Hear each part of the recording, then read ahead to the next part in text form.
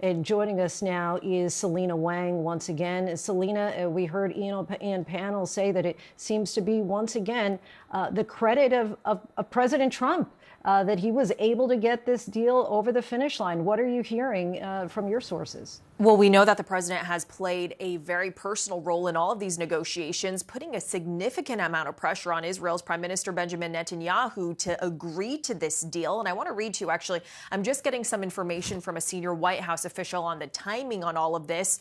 This official is telling me that the deal goes to the Israeli cabinet tomorrow. Once they vote yes, Israel has to withdraw to the line, which should take under 24 hours. Then the 72-hour clock begins, and Hamas will try to go earlier if possible.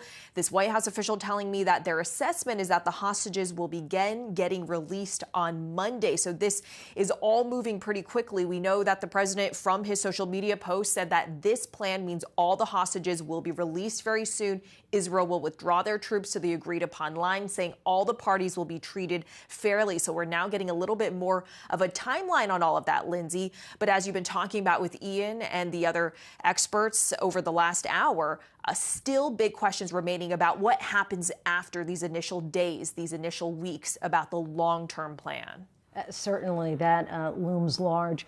Give us a sense of who was involved. We heard at the end, or we read at the end of President Trump's Truth Social post, "Blessed are the peacemakers." Who were the peacemakers, at least as it refers to, as we're talking about the U.S. delegation, at least?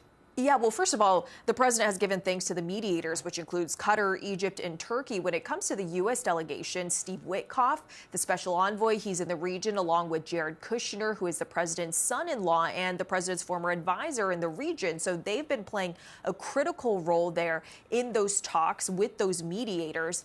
But look, the president, of course, though, he himself has also been putting the pressure on. And what was really dramatic, Lindsay, is that we saw the drama unfolding leading up to this moment on live television. The president was at a White House event. Then his Secretary of State, Marco Rubio, entered the room, handed the president a piece of paper. The president read it. You can see it right there. The president reading that note from the Secretary of State saying that they are very close to a deal. And the president also saying that he may also travel to the region very soon, within the coming days even, potentially.